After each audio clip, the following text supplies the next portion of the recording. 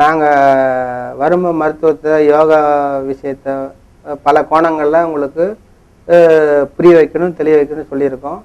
இதை நீங்கள் குருமுகமாக இருந்து உங்களுக்கு தெரிந்த நியர்பை உள்ள எந்த ஆசான்களுடைய எந்த குருமாரோடையும் முழுமையாக குருமுகமாக இருந்து கட்டுருங்க. உங்களுக்கு வர்ம மருத்துவத்தில் ஒரு தெளிவு கிடைக்கணும். அந்த புரிதல் தேடுதல் இருக்கிறவங்களுக்கு சொல்லப்பட்ட சிறு செய்திகள் தான் இது. முறையாக குருமுகமாக கற்றுக்கிறது சிறப்பாக இருக்குன்றதை நான் சொல்ல விரும்புகிறேன். நன்றி. இப்போ சொல்லக்கூடிய சப்ஜெக்டு கழுத்து, காது, தலை சார்ந்த வர்மங்கள். அதில் இப்போ பாருங்க, இது சங்கு, இந்த சங்குன்னு சொல்லுவாங்க இதெல்லாம். இது தொண்டை குழியில் ஒரு முட்டை மாதிரி இருக்குது. ஒரு சிலருக்கு தெரியாது, தசைப்பட்டா இருக்கிறவங்களுக்கு தெரியாது. இந்த மாதிரி கொஞ்சம் ஒல்லியாக இருக்கிறவங்களுக்கு இது தரும். இந்த எலும்பு இருக்குது பார்த்தீங்களா, இது சங்குன்னு சொல்லுவாங்க. இந்த வர்மத்துக்கு பேர் சங்கு திரி வர்மனே பேர். இந்த சங்கு திரி வர்மத்திலிருந்து 2 விரல் கீழே அப்படி வச்சுக்கணும். இல்லைங்களா, இந்த உணவு குழாய் இருக்குல்ல, பைப் லைனு, இந்த பைப் லைனில் இங்கே இருங்க, இந்த கட்டை வரல இந்த பக்கம் வச்சா நடுவரில் வைக்கலாம், இல்லை இந்த ஆள்கட்டை வரல வச்சு எப்படி வேணால் வச்சுக்கலாம். உங்களுக்கு எது வசதியாக வச்சுக்கிங்க. பக்கவாட்டில் அசைக்கணும். இதுக்கு பேர் சுமை வர்மம். இந்த சுமை வர்மத்தை பக்கவாட்டில் இந்த உணவு குழாயை, அந்த பைப்பை மேல் கீழ் ஏற்றி இறக்கணும். இவ்வளோதான் இயக்குமுறை. இதை இயக்குவதனால என்ன நடக்குது?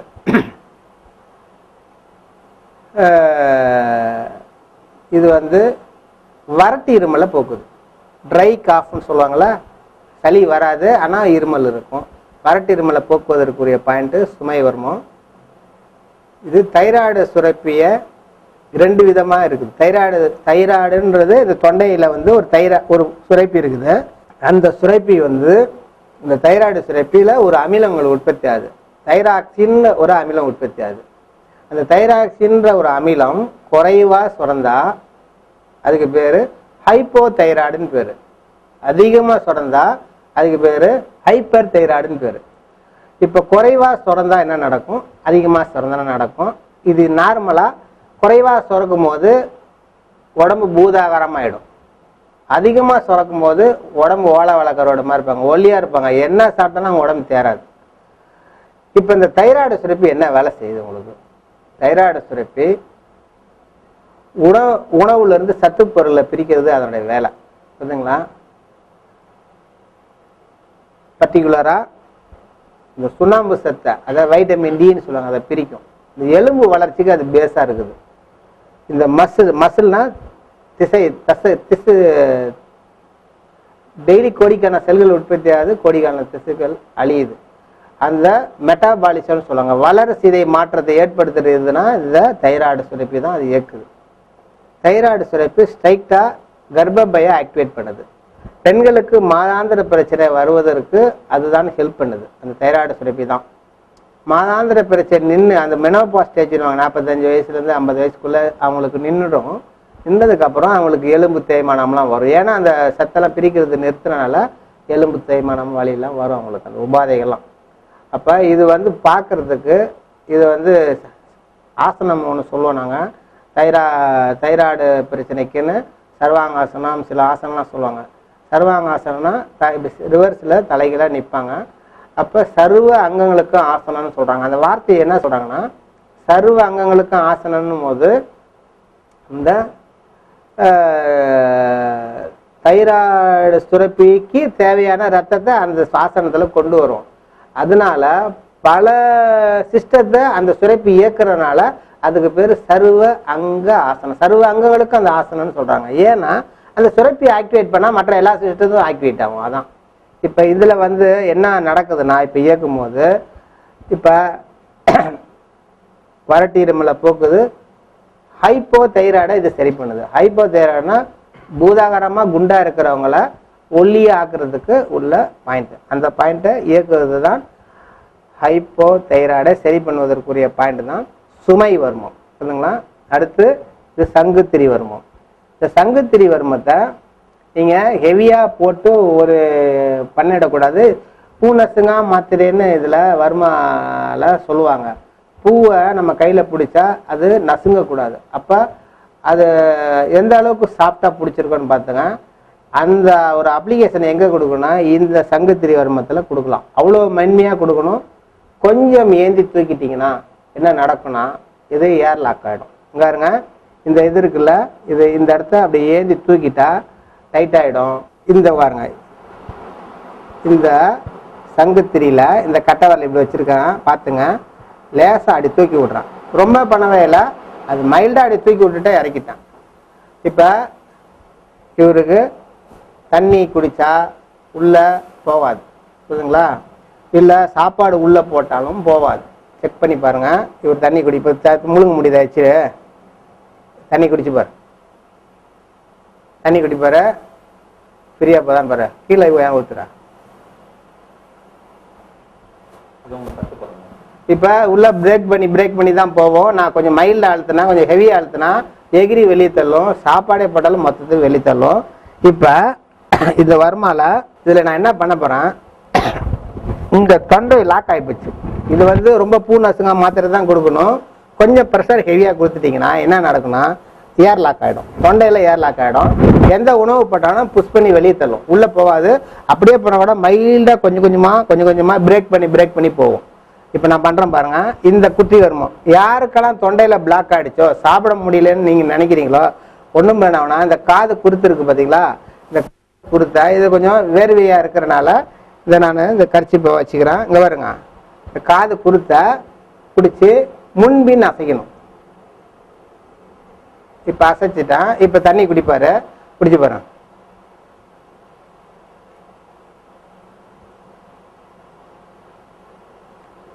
ஃப்ரீயா போதா? இப்போ ஃப்ரீயா போகுது. ஏன் ஃப்ரீயா போகுதுன்னா இந்த தொண்டையில் உள்ள பிளாக்கை எடுக்கிறது எதுனா இந்த குட்டி வருமம். ஸோ உணவு பாதையை சரி செய்வது குட்டி வருமம். ஞாபகம் வச்சுங்க.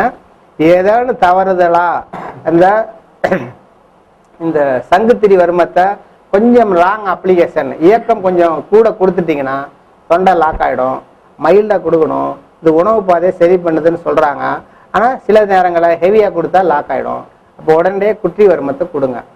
நான் எனக்கு மலேசியாவிலேருந்து ஒரு ஆன்மீக அங்கே ஒரு 3 ஆசிரமங்களை வச்சு நடத்திட்டு இருக்கிறாரு. ஜோகூர், கோலாலம்பூர், இது மாதிரி 3 இடங்கள்ல 4 ஆப்ரேஷன் பண்ணியிருந்துருக்கிறாரு அவர். என்கிட்ட அந்த 5ஆம் உலக நெறி மாநாட்டில் சந்தித்து அதன் மூலயமா அதை என்கிட்ட கற்றுக்கணுன்னு வந்தார். அது கற்றுக்கிட்டாரு. எனக்கு சில ஹெல்ப் பண்ணணும்னு சொல்லி அங்கே வகுப்பு எடுக்க கூப்பிட்டாரு. நான் போனேன். அந்த மலேசியா நண்பன் சில பத்திரிகையெல்லாம் அவர் விளம்பரம் கொடுத்துட்டாரு. இது மாதிரி சென்னையிலேருந்து இந்த நம்பர் வருவாருங்க. அப்போ ஒரு 80 வயசு பாட்டி என்கிட்ட வந்தாங்க. அப்படி கண்ணில் அப்படி தண்ணி அழுகுறாங்க. நான் 12 ஆண்டு காலமாக நான் சாப்பிட முடியாமல் கஷ்டப்படுறேன். நான் கிட்டத்தட்ட 80,000 ரூபா அவங்க வெள்ளி சொல்கிறாங்க. 80,000ன்றது அவங்க வெள்ளி நாட்டு பணத்தை சொல்கிறாங்க. அது கிட்டத்தட்ட இந்திய பணத்துக்கு ஒரு 20 மடங்கு அப்போ இருந்தது. அப்போ எப்படியும் பெருக்கி பார்க்கணும். 16னா கிட்டத்தட்ட எத்தனை லட்சமா? 16 லட்சம் வருமா? பல லட்சம் அவங்க செலவு பண்ணியிருக்காங்க. மாந்திரிகத்திலேருந்து, ஜோதிடத்திலேருந்து, மருத்துவர்கள் எல்லாத்தையும் பார்த்துருக்குறாங்க. அது 80,000 வெள்ளி செலவு பண்ணியும் அவங்களுக்கு குணமாகவே இல்லை. அவங்களுக்கு என்கிட்ட வந்தாங்க. நான் சில வருமானம்லாம் கொடுத்தேன் தலை சார்ந்த. அந்த குட்டி வருமானத்தை மெயினாக இயக்கணும். அவங்களுக்கு தொண்டையில் எனக்கு தண்ணி கூட என்னால் குடிக்க முடியாதுங்க, அப்படி கஷ்டத்தில் இருக்கிறாங்க நாங்கள். ஆனால் 80 வயசு பாட்டிமா அழுதுகிட்டே தான் சொல்கிறாங்க. என்கிட்ட அழுதுகிட்டே சொன்னாங்க, இது மாதிரி தண்ணி கேனை கொடுத்தா குடிங்க. என்ன கொஞ்சோண்டு குடித்தாங்க, திரும்பி குடித்தாங்க, திரும்பி குடிச்சிட்டே இருக்கிறாங்க. அதை கிட்டத்தட்ட அந்த 1 லிட்டரையும் குடிச்சிக்கிட்டே இருக்கிறாங்க. என்னங்க ஃப்ரீயாக தண்ணி போயிட்டே இருக்குது அப்படின்னு சொல்கிறாங்க. அவங்க அடுத்த நாள் வந்தாங்க. கிட்டத்தட்ட 450 கிலோமீட்டர் காரில் வராங்க. என்கிட்ட வந்தாங்கன்னா திரும்பி என்னங்க நேற்று சாப்பிட்டீங்களா? நான் 3 வேளையும் நல்லாவே சாப்பிட்டேன்றாங்க. அவங்க 3 வேளையும் சாப்பிட்டேன்றாங்க. சரி, 2ஆம் நாள் வந்தாங்க. அதுக்கப்புறம் 3ஆம் நாள் வர, 4ஆம் நாள் வரிசையாக வரவே இல்லை. அடுத்தடுத்து நான் தொடர்ந்து அவங்க பொண்ணுக்கு ஃபோன் பண்ணி கேட்குறேன். ஏன்னா 2 பொண்ணுங்க கூட்டிகிட்டு வந்தாங்க. அவங்க கேட்டால் நாளே அது சரியாக போச்சு. நாங்கள் தேவையில்லாமல் 2ஆம் நாள் 450 கிலோமீட்டர் பெட்ரோல் போட்டு நாங்கள் லீவெல்லாம் எடுத்துக்கிட்டு வந்தோம், ஆஃபீஸ்லாம் விட்டுட்டு. கடைசியில் பார்த்தா நீங்கள் ஒரே நாளாக நீங்கள் பல ஆயிரம் பல லட்சம் செலவு பண்ணி எங்களுக்கு குணமாகாத உடனே நீங்கள் ஈஸியாக சரி பண்ணிட்டீங்க. அப்போ அவங்க குடும்பத்தார் எல்லாருமே ஒவ்வொரு ஏரியாவிலேருந்து எனக்கு சில ட்ரீட்மெண்ட்டுக்காக கற்றுக்கிட்டாங்க. புரியுதுங்களா? அதனால பார்க்கறதுக்கு சிம்பிளா அது எத்தனை 12 வருட காலம் சாப்பிடாம கஷ்டப்பட்டுருக்குறாங்க. ஒரே ஒரு இந்த குட்டி வருமம் இயக்குனாலே முடிஞ்சு போச்சு. இந்த தொண்டை ஓப்பன் ஆயிடுச்சு சிங்கிள் எனக்கு. அவங்க அடுத்த நாள் அப்புறம் மற்ற குடும்பத்தார்கள் வந்து அவங்க உபாதைகளுக்கு அதை வந்து சரி பண்ணிக்கிட்டாங்க. புரியுதுங்களா? இது இந்த மாதிரி என்னுடைய ஸ்டூடெண்ட் ஒருத்தர் முதல்ல இவரும் என்னுடைய மாணவர் தான். இவருடைய செட்டில் வர்மா கற்றுக்கிட்ட மாணவர் அவர் வந்து ஏதோ ஷிஃப்ட்டு வேலைக்கு போயிட்டு வந்து முதுகு வலின்னு சொல்லி படுத்திருக்கிறாரு. அவங்களுடைய அக்காவோட பொண்ணு ஒரு 12 வயசு பெருமா மதிக்கத்தக்க அந்த குழந்தை, அந்த பெண்குள்ள தான் முதுகுல ஏறி முதுகு வலிக்குதுன்னுக்குறேன். அந்த குழந்தை முதுகு மிதிச்சுக்கிட்டே வருது, கழுத்து மேலே ஏறி மிதிச்சிருக்குது. இந்த சங்கு திரி லாக் ஆயிடுச்சு. ஆனால் நான் என்னோட கற்றுக்கிட்டு 4-5 வருஷம் கழிச்சு என்னை வந்து சந்திக்கிறாரு. நடுவில் அப்பப்போ வந்து சந்திப்பார். அவர் வர்மத்தை அப்ளை பண்ணல, அவர் தொழில் ரீதியாக போயிட்டு இருக்கிறாரு. வர்மத்தை மறந்துருக்கிறார் டோட்டலாக. திடீர்னு எங்கள் வீட்டுக்கு வராரு. நாங்கள் 15 நாளாக நான் சாப்பிடாமல் கஷ்டப்படுறேன், எதையுமே முழுங்க முடியலன்னாரு. அப்படின்னா குட்டி வர்மத்தை இயக்க வேண்டியதானே, இதை அசைச்சா சரியா போயிடுமா அப்படியான்னு சொன்னாங்க. இயக்குனா அந்த செகண்டில் அவருக்கு ரிலீஸ் ஆகிடுச்சு. அப்போ எங்கள் வீட்டிலேயே சாப்பிட்டு டிஃபன் பண்ணிட்டே போயிட்டாப்புல எங்கள் வீட்டில் உட்காந்து. அப்போ அவருக்கு விவரம் தெரியல, என்கிட்ட வர்மத்தை கற்றுருக்கிறாரு, ஆனால் வர்மத்தை அப்ளை பண்ணல. அவர் தொழில் ரீதியாக வேற இதில் வேலையில் இருக்கிறாரு. ஒரு 4 ஆண்டுகளுக்கு முன்னாடி கற்றுக்கிட்டாரு, அவர் மறந்துட்டார் டோட்டலாக. 15 நாளாக சாப்பிடாம கஷ்டப்படுறான். அது என்ன ரெமெடின்னே தெரியல, ஒன்றுமே பண்ணல. இந்த குட்டி வர்மத்தை மட்டும் அசைச்சு விட்டேன், தொண்டை ஓப்பன் ஆச்சு. யாருக்காவது சாப்பாடு முழுங்க முடியல, கஷ்டமாக இருக்குது, தண்ணி போகலை, உணவு முழுங்க முடியலன்னா குட்டி வர்மத்தை அசைங்க, உடனே தொண்டை ஃப்ரீயாகிடும். இது ரொம்ப மேஜிக் மாதிரி வேலை செய்யும். சரிங்களா? இது ரொம்ப முக்கியமான பாயிண்ட்.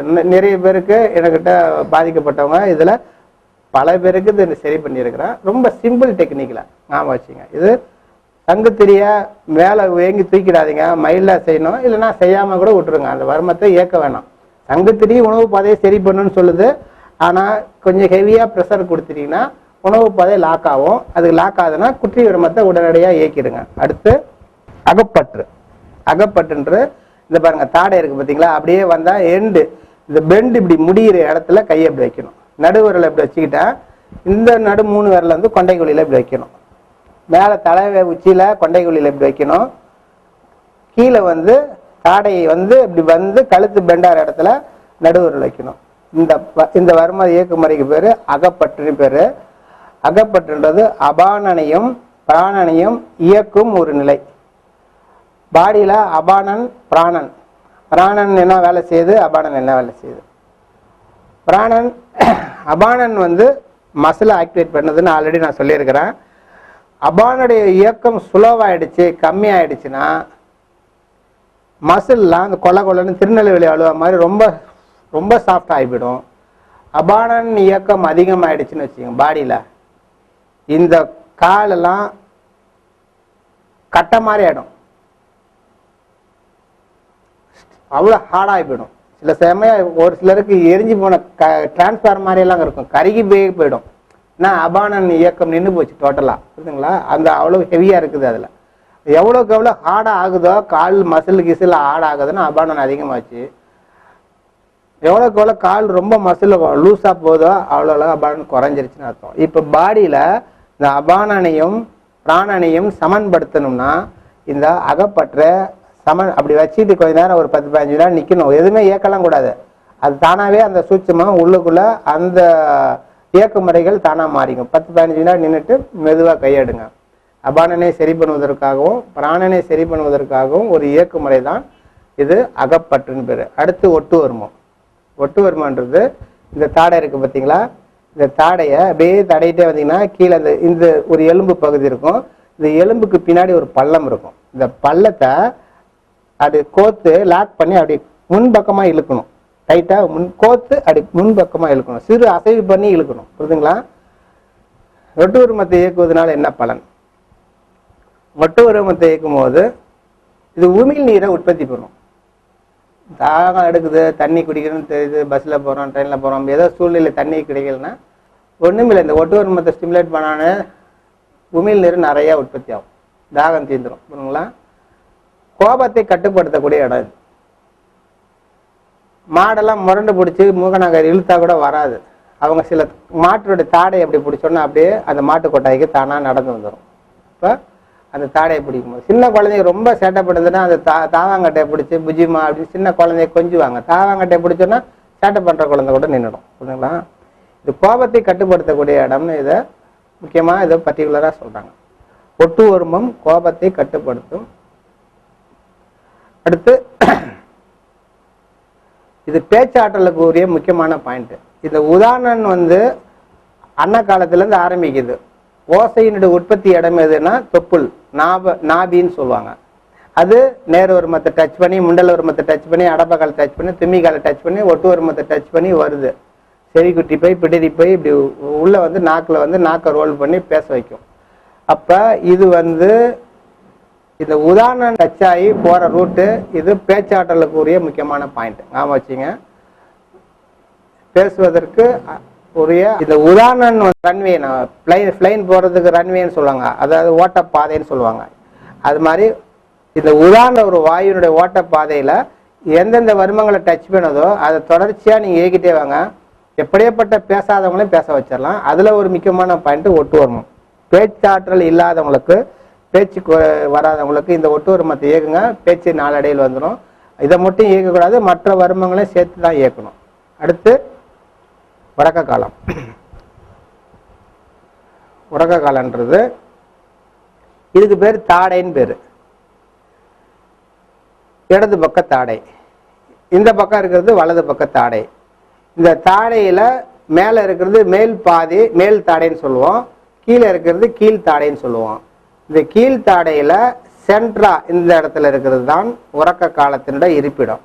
இந்த உறக்க காலத்து இருப்பிடத்தை எப்படி இயக்குறது இப்போ நான் இயக்குறேன் பாருங்க. இப்போ இந்த மசில கீழே இறக்கிக்கிறேன். இந்த அப்படியே இந்த காடி இருக்கு பார்த்தீங்களா, எலும்பு, இந்த தாடையினுடைய எலும்பை அப்படியே வலிச்சு 3 விரல வலிச்சுட்டே வரேன். வரும்போது எங்கே இருக்கிற உறக்க காலம் வருதோ அந்த இடத்துல ஒரு நரம்பு மெலீஸா, ஒரு நூல் அளவு மெலீஸா இருக்கும். கையில் அந்த த்ரெட்டு மாதிரி அப்படியே கையில் அறுக்கும் அந்த இடம். இவருக்கு முடியலாம் இருக்கிறதுனால ஒரு சிலருக்கு உணர முடியும், சிலருக்கு உணர முடியாது. கரெக்டாக அந்த த்ரெட்டு அறுக்கிற மாதிரி இருக்கும். நல்லா சேவிங் பண்ணியிருந்தா கிளியராகவே தெரியும் நமக்கு. இந்த எங்கே அறுக்குதோ அந்த இடத்த 3 முறை வலிச்சு விடணும். எலும்பை ஒட்டியே அந்த நரம்பை மட்டுமே 3 முறை வலிச்சு விடணும். அப்படி இல்லைன்னா 3 விரல இந்த இடத்துல காடிக்குள்ள இந்த எலும்புக்குள்ள லாக் பண்ணிடணும். பக்கவாட்டை அசைச்சு அப்படியே வலிச்சு கீழே இறக்கி விடுங்க. 3 முறை பக்கவாட்டை அசைச்சு வலிச்சு கீழே இறக்கி விடுங்க. இது ஒரு இயக்கு முறை. ஒன்று இப்படியே வலிச்சுட்டே வரணும். இந்த இடத்துல வரும்போது ஒரு நரம்பு மெல்லிசா ஒரு நூல் மாதிரி இருக்கும். இந்த நரம்பை மட்டும் 3 முறை அசைச்சு அரைக்கி விட்டீங்கன்னா போதும். அதே மாதிரி இந்த பக்கமும் இயக்கலாம். இந்த பக்கம் இயக்கும் போது நம்ம இந்த பக்கம் வந்துடணும். கையை மாற்றிக்கணும். இடது கையால் இப்படி இயக்கணும். இப்போ இந்த வலது கையில் இந்த மசிலை இறக்கிக்கிட்டேன், இடது கையால் வலிச்சுக்கிட்டே வரணும். இப்போ இந்த இடம் தான் பாயிண்ட்டு, அங்கே இருக்கிற இடம். இப்போ 3 முறை இந்த இடத்துல வலிக்கணும். அந்த எலும்பு ஒட்டியே இயக்கணும். அப்படி அது இது ஒரு இயக்கு முறை. அடுத்து 3 விரலை அசைச்சு கீழ் நோக்கி அழுத்தலாம். அசைச்சு கீழ் நோக்கி அசைக்கலாம். இந்த எலும்பு காடிக்குள்ளே விரலை விடணும், விட்டு அசைச்சு கீழே இறக்கணும். 3 முறை இயக்கணும். தூக்கம் இல்லாதவர்களுக்கு 2 தூக்க மாத்திரை போட்டு தூக்கம் வரலங்கன்றாங்க. இந்த வர்மம் பண்ணீங்கன்னா நாளைக்கு காலையில சூரியன் உதிக்கிறது கூட தெரியாம நான் ஸ்டாப்பா அப்படி ஆழ்ந்த கான்சியஸ் இல்லாம அப்படி தூங்க, அதாவது அப்படி ஒரு ஆழ்ந்த தூக்கம்ன்றதுனா இதில் பண்ணுவாங்க. நடுவில் டிஸ்டர்பன்ஸே இருக்காது, அவங்க பாட்டுக்கு தூங்குவாங்க. இது பிஸ்னஸ் மேனுக்குன்னு இல்லை, ஃபேமிலி பிரச்சனை எவ்வளோ பேருக்கு நான் தூங்குறதே இல்லைண்ணா. இது நிறைய ஒருத்தர் 2 பேர் இல்லை, அவ்வளோ பேர் இந்த உறக்க காலத்தை அவங்களே செல்ஃபாக இயக்கிக்கலாம். இது எப்படி இயக்குறதுன்னா, நீங்களே கையை எப்படி வச்சுக்கிறீங்க, தடவிட்டே வரீங்க. இந்த இடத்துல வரும்போது ஒரு நரம்பு தட்டுப்படும். அப்படி 3 முறை வலிச்சு விடுங்க. இந்த பக்கம் அதே மாதிரி இந்த காடியில் 3 முறை வலிச்சு விடுங்க. இல்லைன்னா இந்த விரலை லாக் பண்ணிங்க. அசைச்சு அரைக்கி அப்படியே கீழே இருக்குங்க. அரைக்கி இப்படி கீழே இருக்கு. நான் சில சமயம் புஸ்தகத்தை படித்து இது மாதிரி முதல்ல மருத்துவத்தை கற்றுக்கும் போது இதெல்லாம் இந்த ஒவ்வொரு வருமமும் எப்படி இயங்குதுன்றதுக்காக நானாக டெஸ்ட் பண்ணுறதுக்காக அப்படி அசைச்சிக்கிட்டே இருப்பான். என்னை யாரையுமே படுத்து தூங்கிடுவான். புக்கு பாட்டு கிடக்கும், நான் படுத்து தூங்கிடுவேன். இந்த வருமத்தை இயக்கி நானே பல முறை தூங்கி இருக்கிறேன். ஏன்னா புஸ்தகத்தில் ஆய்வுக்காக நான் அந்த இடத்த இயக்கி பார்ப்பேன். கொஞ்ச நேரத்தில் நிறைய தூங்கிடுவேன். இப்போ இவரால் தூங்க முடியாது. ஏன்னா இவர் படுத்தா தூங்குவார், படுத்தா தூங்குவார், உடனே காலையில் வரைக்கும் எந்திரிக்க மாட்டார். அவ்வளோ. இப்போ அடுத்த வருமத்தை பார்ப்போம். நான் படுத்த உடனே தூங்கிடுவார். கொஞ்ச நேரத்தில் 2 செகண்டில் அப்படியே படுத்து தூங்கிடுவார். வீடுக்கு பைக்கில் போகலாம், காரில் போகலாம், வீட்டில் போனோன்னு தான் தூக்குவார். நீங்கள் நினச்சோம்னா இந்த மயக்கம் போட்டு விழுகிற மாதிரி டப்புனு இந்த வருமானம் கொடுத்துட்டாக்கான அப்படியே படுத்து தூங்கிட மாட்டாங்க யாரும். அதெல்லாம் பயப்படாதீங்க. எப்போ இவர் வீட்டில் போய் படுக்கிறாரோ 1 ஹவர் 2 ஹவர் 3 ஹவர் கழிச்சு கூட படுத்துக்கலாம். ஆனால் படுத்த உடனே அடுத்த செகண்ட் இவர் தூங்க ஆரம்பிச்சிருவாரு. தூங்கினா கிட்டத்தட்ட நான் ஸ்டாப்பா 8 ஹவருக்கு மேலே நல்லா தூங்குவார். அந்த அளவுக்கு ஆழ்ந்த உறக்கம் இவருக்கு ஏற்படும். டிஸ்டர்பன்ஸ் இல்லாமல் அந்த கலைய நடுவில் பரண்டு படுக்கிறது, எந்திரிக்கிறது எதுவுமே இருக்காது. அவ்வளோ டெட் சைலண்டாக தூங்குவார் அவர். அடுத்த பாயிண்ட்டு ஜன்னி வர்மம். ஜன்னி வர்மம்ன்றது இந்த கடைசி கடவாப்பல் எங்கே முடியுதோ அந்த இடத்துல இருக்குது. அந்த கடவாப்பல்ல இங்கே அங்கே 2 கையால் அப்படி கிரிப்பை அழுத்துனீங்கன்னா வாய் பொழந்துக்கும். இவர் வாய் பொழக்காதுன்னா ஹெவியாக இந்த இடத்துல அழுத்துனா வாய் பொழக்குது. அந்த கடைசி கடவாப்பல்ல ஏறினா, அதாவது அந்த வாயை மூடுறதுக்கும் மூடிய வாயை திறக்கிறதுக்கும் உள்ள பாயிண்ட் இது. இது நான் கொஞ்சம் மைண்டாக தான் அழுத்தினா, இவர் திறக்கலைன்னு ஹெவியாக அழுத்தினால அவர் இன்னமும் இறுக்கி மூடிட்டு இருக்கிறாரு. அவருடைய தவறு. அவர் திறந்தோன்னா டக்குன்னு திறக்கணும். அவர் திறக்காதனால அவருடைய வில் பவரை காட்டுறாரு. நமக்கு வச்சுக்கலாம், எவ்வளோ டைட் பண்ணலாம் நம்ம டைட் பண்ணலான்னு அவர் வில் பவர் காட்டினாரு. இன்னொரு நண்பர் இதே மாதிரி மாணவர் தான், அவர்கிட்ட சொல்கிறேன் இது அழுத்தினா திறக்குங்கன்னா, அவருக்கு என்ன சொல்கிறார், நீ திறந்து காட்டிட்டு பார்க்குறேன்னா அவர் என்கிட்ட சேலஞ்சு பண்ணுற மாதிரி அவர் பண்ணார். ஏன்னா என்னோட ஒரு வர்மா இப்படி அழுத்தணுன்னு இது வாய் திறந்து ஆகணுமே, இவர் ஏன் திறக்க மாட்டேன்னு சொல்லிட்டு பின்பக்கம் இருந்து இயக்கலாம். இந்த பாயிண்ட்டை வந்து இப்படி தான் இயக்கணும்னு கிடையாது. பின்னாடி காடியில் இப்படி போய் லாக் பண்ணிட்டு இப்படி வலிச்சு இழுத்தா வாய் பிளந்துரும். பின்பக்கம் அந்த காடியில் ஈரு 2 ஈரு சேர்ற இடத்துல இந்த கொக்கி மாதிரி இந்த கையை கோத்து வலிச்சு பின்னாக்கி இழுத்துனா எப்படியேப்பட்ட வாயும் பிளந்துரும். அப்படி நான் இழுக்கும் போது அப்பயும் வாய் இறுக்கி மூடி இருக்கிறாரு. எனக்கே தெரியாது அது நம்ம மருத்துவம் ஃபெயிலியர் ஆயிடுச்சேன்னு ரொம்ப ஃபீல் பண்ணி வருத்தப்பட்டுட்டு நான் பாட்டுக்கு வர்மா கொடுத்துட்டே வரேன். இந்த இடத்துல குட்டி வரும்போது நான் குட்டி வருமத்துக்கு இந்த தலை சார்ந்த வருமத்தில் இயக்க வேண்டிய சூழ்நிலை வந்துச்சு. அது இயக்கணுன்னு தான் இது ரிலீஸ் ஆயிருக்கு. நான் எந்த வர்மத்தை ராங்காக பண்ணாலும் குட்டி வருமத்தை கொடுத்தா ரிலீஸ் ஆகும்னு நான் சொல்லியிருந்தேன். அவருக்கு குட்டி வர்மம் கொடுத்தோடனே இந்த வாய் அவர் எல்லார்ட்டையும் வர்மம் உள்ளும் தலை சார்ந்த வர்மம் இயக்கிட்டே வரேன். அவர் மட்டும் கம்முன்னே இருந்தார். என்னான்னு கேட்டா, என்னால் வாயை திறக்கவே முடியல, நான் எங்க பேசுறது, அவ்வளோ டைட் பண்ணி ஜாம் பண்ணி வச்சுட்டாரு. நான் வர்மா கொடுக்க அவர் இறுக்கி மூடி ஓப்பன் பண்ண முடியாத அளவுக்கு டைட் ஆக்கி விட்டாரு அவரு. அப்புறம் நான் எதாச்சா அந்த தலை சார்ந்த வர்மம் வரும்போது குட்டி வர்மத்தை வைக்கும்போது தானா ஓப்பன் ஆகிக்கிட்டாரு அந்த அதனால எப்போதுமே அவர் வந்து தனக்கு வில் பவர் இருக்குன்னு காட்டுறாரு. அதெல்லாம் செய்யக்கூடாது. வர்மா கொடுக்கும்போது தானா இயற்கையா தானா ஓப்பன் ஆனா இயற்கையா ஓப்பன் ஆகிக்கணும். நம்ம வலுக்கட்டாயப்படுத்தக்கூடாது எதையுமே. இப்ப அடுத்து உதிரக்காலம். உதிரக்காலம்ன்றது செவி குற்றி வர்மத்திலிருந்து 3 விரல் கீழே இங்க பாருங்க. இந்த இடத்துல இந்த மடல் தூக்குனா இந்த இடத்துல ஒரு பள்ளம் இருக்கும். கை வச்சா ஆண் வாயப்பழ இந்த நடு விரல 2 காதுக்கு பின்னாடி கையை வச்சு பாரு. செல்ஃபா நீங்களே வச்சு பாருங்க. ஆண் வாயை பொழந்துருங்க. ஆண் வாயை பொழந்ததுக்கு அப்புறம் இந்த நடு விரல இந்த காது மடலுக்கு பின்னாடி வச்சீங்கன்னா ஒரு பள்ளம் இருக்கும். நீங்க கையை ஃபீல் பண்ணலாம், பள்ளம் இருக்கும். அந்த பள்ளம் தான் இது செவி குற்றி வருமோ. இது செவி குற்றி வருமோ. செவி குற்றியிலேருந்து 3 விரல் கீழே இந்த கழுத்துக்கிட்ட தான் வரும். கழுத்துல வரும். வச்சுங்க. இதுக்கு பேர் உதிரக்காலன்னு பேரு. இந்த உதிர காலத்தை நடுவு 3 விரல் வைக்கணும். இதை இப்படி இயக்கிறதுக்கு முன்னாடி கொண்டை கொல்லிடணும். எப்போதுமே அடிக்கடி கொண்டை கொல்லின்ற வார்த்தை யூஸ் பண்ணா உச்சி மண்டை. குழந்தைங்க பிறந்த குழந்தைங்களுக்கு உச்சி துடிக்குங்க. வச்சுங்க. இது இங்கேருந்து நேராக போகலாம், இங்கேருந்து நேராக வந்தால் சென்டராக இருக்கிறது இதுதான் கொண்டை கொல்லி. இந்த கொண்டை கொல்லியை பக்கவாட்டில் 3 அசைச்சிட்டு இப்போ உதிர காலத்தை அசைக்கணும். இப்போ செவிக்குட்டிலேருந்து 3 விரல் அளந்தேன். 3வது விரல் எங்கே படியுதோ நடு 3 விரல படிய வச்சேன். பக்கவாட்டு மேல் கீழே அசைக்கணும். இதுதான் இயக்கும் முறை. இது இயக்குனா என்ன நடக்கும்? சுமை வர்மத்தில் நான் தைராய்டு சுரப்பி இயக்குவதற்கு சொன்னேன். அதாவது ஹைப்போ தைராய்டுனா குறைவாக சுரக்குது. அதனால பூதாகரமாக ஆயிடுறாங்கன்னு சொன்னேன். அப்போ அந்த குறைவாக சுரக்கிறத இன்க்ரீஸ் பண்ணுறதுக்காக சொன்னது தான் ஹைப்போ தைராய்டு. இது அதிகமாக சுரக்கும். அதிகமாக சுரக்கிறாங்கன்னா ஒல்லியாக இருப்பாங்க. வளர்க்குற மாதிரி கல்யாண வீட்டுலாம் போயிட்டு சாப்பிட்டுட்டு இருப்போம். எதிர்த்தாப்புல உட்காந்து சாப்பிடாங்க. நம்ம முதல் சாப்பாடுல மிக்கிட்டு சாப்பிட முடியாமல் அப்போ நம்ம மேல் மூச்சு கீழ் மூச்சு வாங்க இருப்போம். அவர் சர்வசாதாரணம் 3 ட்ரிப் வாங்கி சாப்பிட்டுட்டே இருப்பான். ரொம்ப வயிறு பார்த்தா பாம்பு வயிறு மாதிரி கிடக்கும். ஏன்னு கேட்டால் அவங்களுக்கு ஹெவியாக அந்த தைராக்சின் அமிலம் உற்பத்தி ஆகிறதுனால ஃபாஸ்ட்டாக எப்படியாப்பட்ட உணவே அவருக்கு செரிச்சிருது. புரியுதுங்களா? அப்போ ஒல்லியாக இருக்கிறவங்க குண்டா வரணும்னு நீங்கள் ஃபீல் பண்ணீங்கன்னா இந்த அதிகமாக உற்பத்தி ஆகிற தைராக்சினை குறைக்கணும்னா இதுக்கு பேர் ஹைப்பர் தைராய்டு. ஹைப்பர் தைராய்டை குறைக்கிறதுக்கு உள்ள பாயிண்ட் இது வந்து உதிரக்காலன்னு பேர். உதிரக்காலத்தை இயக்கும் போது 2 சக்கமும் வச்சுட்டு சமமாக இயக்கக்கூடாது, தனித்தனியாக தான் இயக்கணும். ஒவ்வொரு முறையும் உதிரக்காலத்தை இயக்கிறதுக்கு முன்னாடி கண்டிப்பாக கொண்டைக்கோழியை இயக்கிடணும். ஃபர்ஸ்ட் கொண்டைக்கோழியை இயக்கிடணும், அதுக்கப்புறம் தான் உதிரக்காலம் வந்து இயக்கணும். இப்போ உதிரக்காலம் 3 விரல் அளந்துட்டேன், செவிக்குட்டியிலிருந்து 3 விரல் கீழே. இப்போ அந்த காது பின் பள்ளத்திலேருந்து 3 விரல் அளந்துட்டேன். 3வது விரல் எங்கே படிதோ நடு 3 விரல் வச்சேன். இப்போ பக்கவாட்டில் மேல் கீழே அசைச்சேன். இதுதான் இயக்குமுறை. இப்போ இந்த பக்கம் வரும்போது என்ன பண்ணோம், திரும்பி இப்படி அசைக்கணும். இடது பக்கம் கை அளந்தேன், இடது பக்கம் 3வது விரல் படிகிற இடத்துல 3 விரல் வச்சு பக்கவாட்டை அசைச்சேன். இது தனித்தனியாக தான் இயக்கணும்.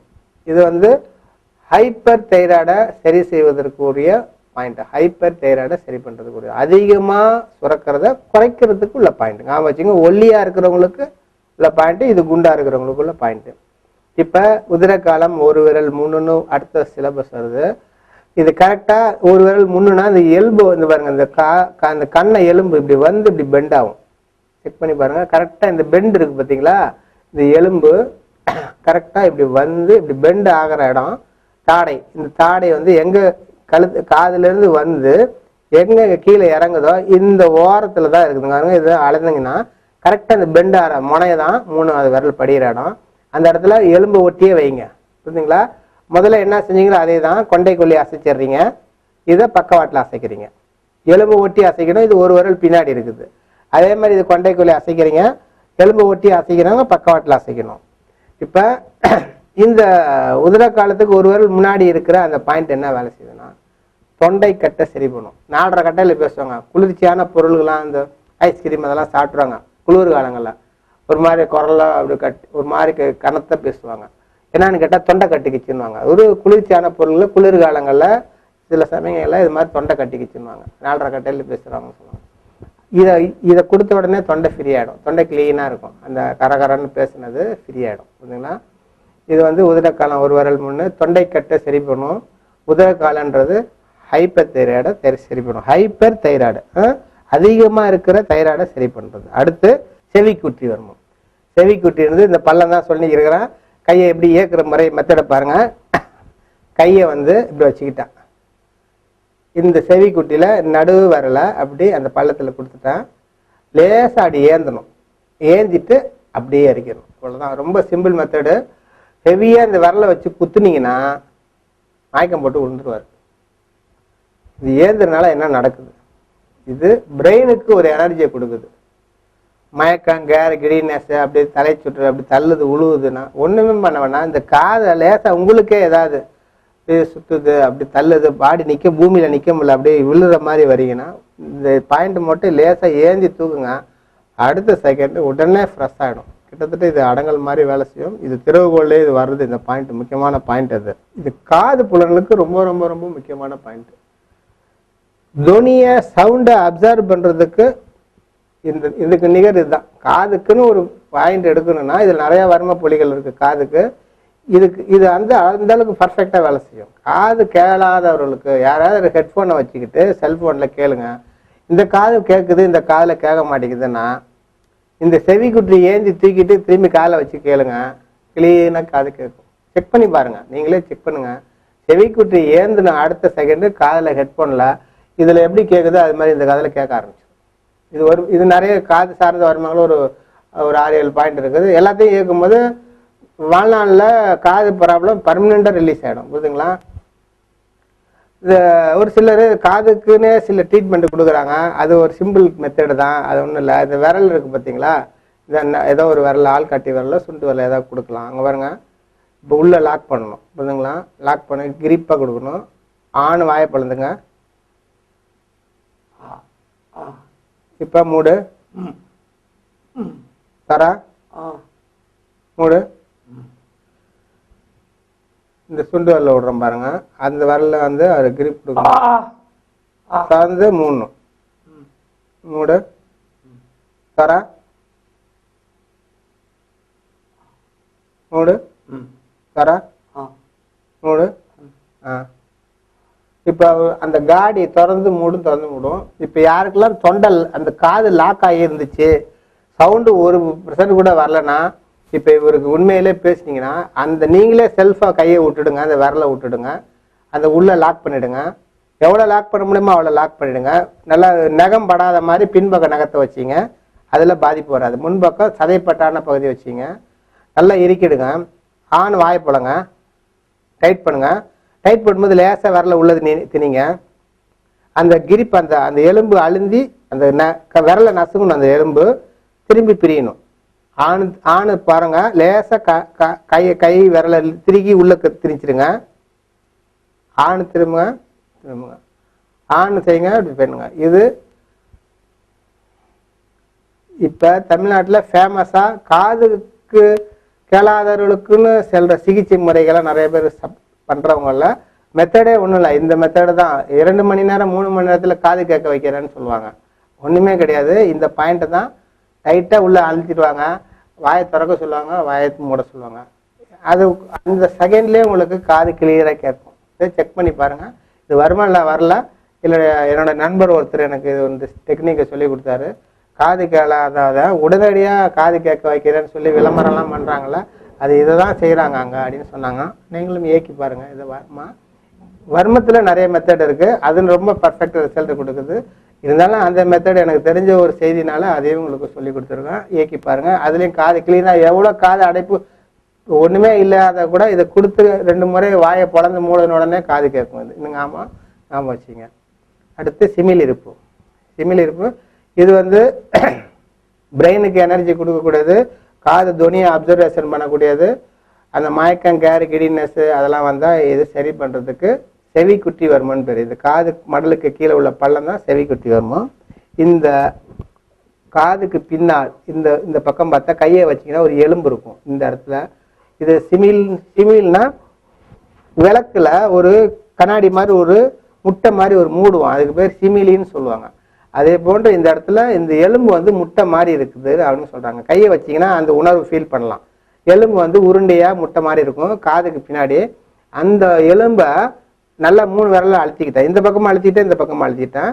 பின்னோக்கி முதுகு நோக்கி சுற்றணும். டைட்டா பின்னோக்கி சுற்றணும், முன்னாடி சுற்றக்கூடாது. முதுகு நோக்கி சுற்றணும். முன்னாடி இருந்தாலும் சரி, பின்னாடி நின்று செஞ்சாலும் சரி, முதுகு நோக்கி சுற்றணும். இப்போ முதுகு நோக்கி சுற்றும் போது என்ன நடக்குது? இது விந்து ஜெயத்துக்கு முக்கியமான பாயிண்ட். ஆண்கள் வந்து உடல் உறவு கொள்ளும்போது விந்து முந்துதல்னு சொல்லுவாங்க. நீர்த்து போயிருக்கும்.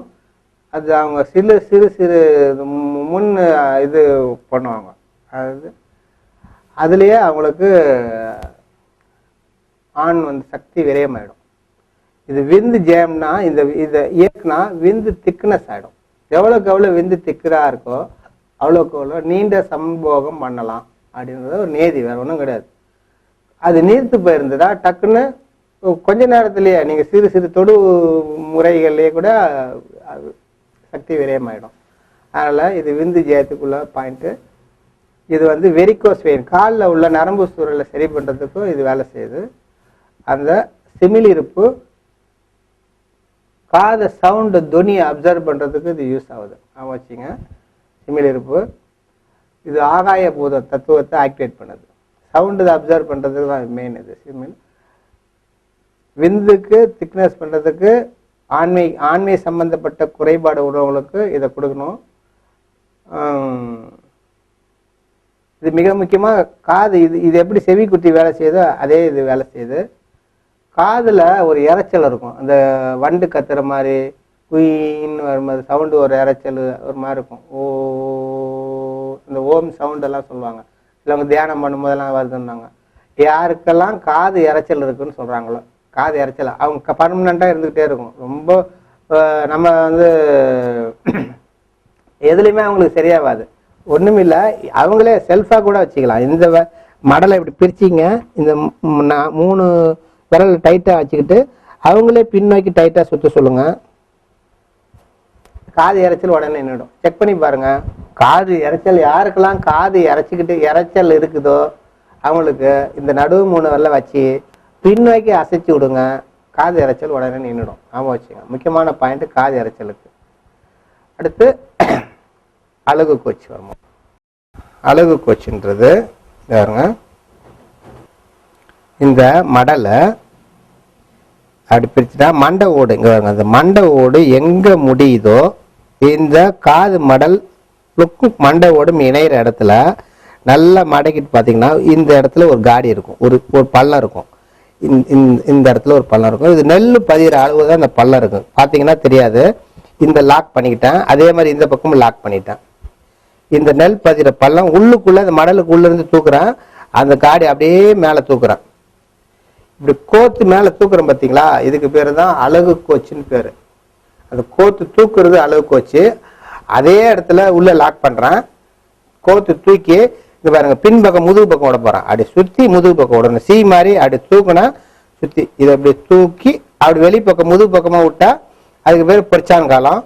கொக்கி மாதிரி கோத்து தூக்குனா அலகு கோச்சு, கோத்து தூக்கி அப்படி வெளியே பின்பக்கம் முதுகு பக்கம் சுழட்டி விட்டா அதுக்கு பேர் பொரிச்சான் காலம். இயக்கு முறை ரொம்ப நெல் பதிகிற நெல்லுனா ஒரு 8ல் 1 பங்கு அந்த பக்கத்திலேயே தான் இருக்குது அந்த பாயிண்ட், ரொம்ப வித்தியாசம்லாம் கிடையாது. அலகு கோச்சும் பொச்சான் காலமும் ஒரு நெல்லினுடைய 8ல் 1 பகுதி பங்குக்கு பக்கத்துல இருக்குன்னு சொல்றாங்க. அப்ப அதுக்காக ரொம்ப வித்தியாசம் உங்களுக்கு தெரியாது. ஆனா இருப்பிட ஆற்றல் ரெண்டும் ரொம்ப ரொம்ப நியரஸ்ட் அருகில தான் இருக்கு. அப்படி கோத்து தூக்குங்க, கோத்து தூக்குறதுக்கு பேரு பொச்சான் காலம், அலகு கோச்சு. அதை சுழட்டி பின்பங்க விட்டீங்கன்னா பொச்சான் காலம். இந்த அலகு கோச்சுல என்ன நடக்குது, அலகு கோச்சுல ஃபர்ஸ்ட் இடங்களை பிங்களைய சமன்படுத்தும். யாருக்கெல்லாம் ஆக்சிடென்ட் விபத்தினாலேயோ இல்ல வர்மால தாக்குதல் ஏற்பட்டதுனாலயோ ஃபைட்டிங் சண்டை கிண்ட போடுவாங்க விளையாட்டு துறையில, யாருக்காவது வர்ம பகுதியில் தாக்கப்பட்டா அவங்களால மூச்சு விட முடியாது. மூச்சு விட முடியலன்னு சொன்னா உடனடியாக நான் நேரு வர்மத்தையும் அலகு கோச்சையும் கொடுக்க சொல்லியிருக்கிறேன். வெறும் அலகு கோச்சை மட்டுமே தூக்குனாலும் சரி உடனடியாக மூச்சு நார்மல் ஆயிடும். இது ரொம்ப அற்புதமா நடக்கிற ஒரு சம்பவம். வேற எந்த ஒரு செயல்லையும் அந்த மூச்சை நார்மல் பண்ண முடியாது. இந்த அலகு கோச்சை தூக்குனீங்க அடுத்த செகண்டு சுவாசம் நார்மல் ஆயிடும். மூச்சு உள்ளே இழுக்க முடியாது, வெளியே விட முடியாது, அவ்வளவு கஷ்டமா இருப்பாங்க. வீசிங்ன்றது வேற, வீசிங்ன்றது இழுக்கிறது தான் கஷ்டமா இருக்கும், இழுக்கிறது தான் கஷ்டமா இருக்கும். லங்ஸ் மெதுவாக வேகமா விரியாது, விரிகிற தன்மை தான் இழந்து போச்சு. விடும்போது நார்மலா விட்டுருவாங்க. ஆனா இதை விடுறதும் கஷ்டமா இருக்கும், இழுக்கிறதும் கஷ்டமா இருக்கும். அது மாதிரி ஆகிப்படும். இந்த மெத்தடு வேற புரியுதுங்களா? அப்ப இழுப்பாங்க, விடுவாங்க, 2 செகண்ட் வெளியில அவங்களால இழுக்க முடியாது அந்த சுவாசத்தை. ஞாபகம் வச்சுங்க, அப்படியே நிற்கும், பெண்டிங் ஆகி நிற்கும். அப்புறமேட்டு அப்படி இழுப்பாங்க. சில இது சாகும் போது நடக்கிற கேஸ். மூச்சு திணறல் வித்தியாசமா இருக்கும். யாரு சாக போறாங்களோ இழுப்பாங்க, விட்டுட்டு ஒரு சில வினாடி அந்த சுவாசம் வரவே வராது. கொஞ்ச நேரம் கழிச்சு விட்ட சுவாசம் டக்குன்னு வெளியே இழுக்க மாட்டாங்க. ஒரு சில வினாடி நின்று திடீர்னு ஒரு கவு இழுக்கும் பாருங்க, அவ்வளவு நேரம் கொஞ்சம் கேப் விட்டுதான் இழுக்கும். அப்ப அவங்க உயிர் போற தருவாயில இருக்கிறாங்கன்னு அந்த மூச்சு திணறல் வேற, புரியுதுங்களா? அது வேற. வெளியில சுவாசம் வந்துட்டு உடனே இழுக்க மாட்டாங்க. சாக போகும்போது வெளியில விட்டுட்டு ஒரு சில வினாடி நின்றுடும், டக்குன்னு இழுக்க மாட்டாங்க. வினாடி நின்றுட்டு திடீர்னு இழுப்பாங்க, அப்படி விட்டு விட்டு விட்டு இழுப்பாங்க. அப்ப உயிர் போற தருவாயில இருக்கிறாங்கன்னு அர்த்தம், புரியுதுங்களா? இந்த சுவாசம் விடுறதும் கஷ்டம், இழுக்கிறதும் கஷ்டம். இழுக்கிறது கஷ்டம்ன்றது சாதாரணமா வீசிங் ஆஸ்மாட்டிக் பேஷன்ல உள்ளவங்களுக்கு இழுக்கிறது தான் கஷ்டம். அது நின்று இழுக்கிறது உயிர் போக போகுது, அவனோட கடைசி தருவாய் வந்துருச்சு அப்படின்னு அர்த்தம் அவங்களோட. இது விடுறதும் கஷ்டம், இழுக்கிறதும் விடுறது ரொம்ப கஷ்டம். அது மாதிரி ஆயிடும். தம் கட்டி நின்னா எப்படி இருக்குமோ அது மாதிரி ஆயிடும், புரியுதுங்களா? மூச்சு தம் கட்டிட்டு இருந்தா எப்படி இருக்குமோ அது மாதிரி இருக்கும். அப்படி ஒரு கஷ்டத்துல அனுபவிப்பாங்க. இந்த பாயிண்ட் இயக்குன அலகு கோச்சு இயக்குன உடனே சூப்பரா பர்ஃபெக்டா சுவாசம் நார்மல் ஆயிடும். இடங்களையும் பிங்களையும் ஓட்டம் எங்கேயோ உடம்புல லாக் ஆயிரும் வர்மத்துல, அதை சரி பண்றதுக்கு உள்ள பாயிண்ட் அலகு கோச்சு மட்டும். இந்த கண் விழிய இணைப்பதற்கும் விழிகளை அசைவதற்கும் மிக முக்கியமான பாயிண்ட். நீங்க சில நான் டோர் ஸ்டெப்புலாம் போயிருக்கிறேன். இந்த விரல் மடங்கி இருக்கும், கை மடங்கி இருக்கும், அப்படியே விரல் குத்தி கண் குத்தி நிற்கும். இந்த விழி ஒரு சிறு அசைவு கூட பண்ணாது, அப்படியே விழி அப்படியே நிற்கும். சினிமாவில் எல்லாம் காட்டுறாங்க, கண்ணு விழி சில சமயம் அப்படி மூடி திறந்துட்டா அது பெரிய ஒரு சாதனை மாதிரி. கோமா ஸ்டேஜில் இருக்கிறவங்கள அது ஒரு பெரிய பூதாகரமா சில சீன்லாம் காட்டுறாங்க சினிமாவில். ஒண்ணுமே இல்லை, இந்த கண்கள் மூடுவதற்கும் திறப்பதற்கும், அந்த மடல் மூடுவதற்கும் திறப்பதற்கும் விழிகள் அசைவதற்கும் உள்ள முக்கியமான பாயிண்ட் எதுனா அளவுக்கோச்சு. இதை கொடுத்துட்டீங்கனால அசைவற்ற மொழி, அதை குத்தி நிற்கும், வரல அப்படியே கண்ணை அப்படியே நிற்கும், ஒரு சிறு அசைவு கூட பட மாட்டாங்க, கண்ணை மூடவும் மாட்டாங்க, வெளியே அசைக்கவும் மாட்டாங்க. இந்த பக்கவாதம் கைகால் உழுந்து போன சில கேஸுக்கு வெளியே 5 புலனும் கட்டாட, ஸ்பீச் இருக்காது, சவுண்ட் இருக்காது, டச்சிங் சென்சிட்டிவ் இருக்காது, 5 புலனும் கட்டாது, மோட்டார் சென்சாரி நரம்பும் மொத்தமும் கட்டாயிடும். மூளையிலிருந்து 5 எந்த பல்ஸ் போகாது, 5 எந்த செய்தி மூளைக்கு போகாது, அப்படியே டெட்டா கிடப்பாங்க. அவங்களே அன்கான்சியஸ் யூரின் டாய்லெட் போகும், மூக்கு வழியா மட்டும்தான் ஆகாரம் போகும், உயிர் மட்டும்தான் அவங்களுக்கு இருக்கும். ஒரு பணத்தை பராமரிச்சுட்டு இருப்பாங்க. அவங்க இந்த கண்ணு அசைக்கணும்னா விழியை மூடணும்னா இந்த அளவுக்கு வச்சு தூக்குனீங்கன்னா விழிகள் மூடும், இந்த கண்ணை ரப்ப மூடும், திறக்கும், விழி மூவ்மெண்ட் ஆகும். இந்த அளவுக்கு பின்னால இந்த மண்டையோடு முடிகிற இடமும் காது துவங்குறதுக்கு ஒரு சிறு இந்த கையை வச்சிங்கன்னா அந்த காடி வரும், ஒரு மெலிசா பள்ளம் இருக்கும். அதாவது ஒரு நெல் பதிகிற பள்ளம் தான். இந்த பள்ளத்தை நடுவரில் கொடுத்துக்கணும். அதே மாதிரி இடது பக்கமும் வலது பக்கம் 2 பக்கம் இறக்கி மேல் நோக்கி அப்படியே மண்டை ஓட்டு நெருக்கி அப்படி தூக்கணும். மேலே இப்படி இப்படி கொக்கி மாதிரி கோத்து தூக்குறதுக்கு பேர் அளவுக்கு வச்சு அப்படி தூக்கி சொலட்டி வெளியே விடணும். அப்படி தூக்கி சொலட்டி விடணும். இப்படி தூக்கி சொலட்டி பின்பக்கமாக முதுகு பக்கமாக விட்டிங்கன்னா அதுக்கு பேர் பொற்சான் காலம். பொற்சான் காலன்றது கொக்கி மாதிரி தூக்கி சொலட்டி சி மாதிரி, ஆங்கில இடத்துல சி மாதிரி பின்னோக்கி சுழட்டி விடணும், ஒரு கமா மாதிரி பின்னோக்கி சுழட்டி விடணும் முதுகு பக்கம். எதுக்கு பேர் பொற்சான் காலம். இப்போ பொற்சான் காலத்துக்கு என்ன பலன்? இப்படி இது தூக்குறதுக்கு பேர் தான் அளவுக்கு வச்சு இவ்வளோ வேலை விளக்கு கொடுத்தேன். இப்போ நான் பொற்சான் காலத்துக்கு இயக்க முறை தூக்கி சுழட்டி வெளியே விடணும். இதனால என்ன பெனிஃபிட்டு? இப்போ பொற்சான் காலன்றது சிறுநீரகத்தை ஆக்டிவேட் பண்ணும். ஏன்னா இது சவுண்டு காதுக்கு சவுண்டை அப்சர்வேஷன் பண்ணும். அதாவது காது கேளாதவங்களுக்கு சவுண்டை உட்கிரகிக்கிறதுக்கு இந்த பொச்சான்கள்லாம் வேலை செய்யுது. நகங்கள்லாம் சிலவங்களுக்கு நகம்லாம் கருப்பாயிடும், ரத்த ஓட்டமே இல்லாமல் கண்ணங்கரையன் இருக்கும், சொத்தையாக இருக்கும், வளர்ச்சி இருக்காது. இந்த விபத்து ஆக்சிடென்ட் ஏதாவது கால் கையில் அந்த விரலில் நசுங்கி போயிருக்கும், அது திரும்பி வளராமல் இருக்கும். இது மாதிரி அந்த நகத்துக்கு எனர்ஜியை கொடுக்கக்கூடிய ஒரு பாயிண்ட், முடிக்கும் நகத்துக்கும் எனர்ஜியை கொடுக்கக்கூடிய ஒரு பாயிண்ட்டு பொச்சான் காலம். இல்லைங்களா? இது நாக்கு நாக்குக்கு ஆற்றல் கொடுக்குது. ஸ்பீச்சுக்கு கூட இந்த பாயிண்ட் ஸ்பீச்சுக்கு உரிய ஒரு பாயிண்ட்டு, பேச்சு ஆற்றலுக்கு ஒரு பாயிண்ட்டு. இது முடியை அப்படி கொத்தா சீவும் போது நிறையா உதிருது அப்படின்னு யாராவது சொன்னாங்கன்னா இந்த பொச்சான் காலத்தை கொடுத்தீங்கன்னா முடி உதிருது நின்றுடும். முடி உதிர்றது நிற்கிறதுக்கு முக்கியமான பாயிண்ட். எதெல்லாம் முடி கொட்டுது, யாரெல்லாம் முடி கொட்டுதுன்னு சொன்னீங்கன்னா அந்த பொச்சான் காலத்தை கொடுத்தா முடிக்கும் நகத்துக்கும் உள்ள முக்கியமான பாயிண்ட்டு பொச்சான் காலம். சரிங்களா? அடுத்து பொய்கை காலம். இப்போ சொல்ல போகிறது பொய்கை காலம். இந்த பொய்கை காலம் எங்கே இருக்குன்னா கரெக்டாக காது துவங்குற இடம். இது மடலுக்கு உள்ளே இருக்கிறது. இந்த எட்ஜு தான் அழுகுக்கு வச்சு தூக்கி சொல்லிட்டு விட்டா பிரிச்சான்னு சொன்னோம். இந்த ஓரம் இங்கே இந்த உள்ளுக்குள்ள காடிக்கு போகாமல் இந்த எட்ஜிலே வச்சுக்கிட்டிங்கன்னா இந்த பாயிண்ட் தான் பொய்கை காலம். பொய்கைன்னா ஊட்டுன்னு அர்த்தம். இப்போ இந்த பாயிண்ட் இங்கே கையை விரல வைக்கிறேன். அதே மாதிரி 2 பக்கமும் வச்சுக்கிட்டான். 2 பக்கமும் வச்சுட்டு மேல் நோக்கி கொக்கி மாதிரி டைட்டாக அழுத்தி தூக்கணும். மேல் நோக்கி தூக்கணும், அழுத்தி லூஸ் விட்டுறணும். அது மாதிரி அழுத்தி தூக்கணும், லூஸ் விட்டுறணும். 3 முறை தூக்கி விட்டு இருக்கணும். இது